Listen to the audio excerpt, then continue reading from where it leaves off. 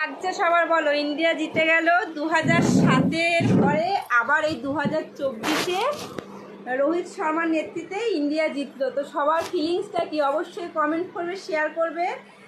আর আমিও চাই যে তোমরা সবাই আনন্দের সাথে এই কমেন্টগুলো করো। 23টা 39, চতুর্দিকে বাজি ফাটছে।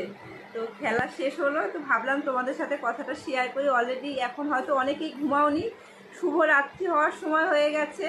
তো তার আগে তোমাদের সাথে এই খুশির খবরটা শেয়ার করলাম। সত্যি সত্যি আমরা ভারতবাসী হিসাবে আমাদের এটা গর্বের দিন।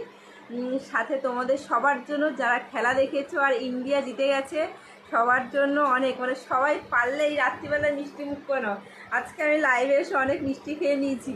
তো লাইভ করতে করতে যেহেতু শনিবার ছিল, অনেকটা সন্দেশ খেয়ে নিয়েছিলাম। তো তোমাদের বাড়িতে ঘরে যাদের ফ্রিজে মিষ্টি আছে সবাই একে অপরের সাথে মিষ্টি শেয়ার করো। অনেক বছর পর 2007-এর পরে 2024, এতদিন পরে আমাদের ইন্ডিয়া আবার জিতলো। Thank you so much. আমাদের সবার তরফ থেকে রোহিত শর্মাকে করা উচিত, কারণ তার নেতৃত্বে আজকে ইন্ডিয়া জিতেছে। সবার অবশ্য বৃষ্টিও হয়েছে কলকাতায়, জানি না কোথায় কোথায় বৃষ্টি হয়েছে। সবার আজকে রাতটা খুব ভালোভাবে কাটবে। তো টাটা সবাইকে, অনেক ভালো থেকো, সুস্থ থেকো।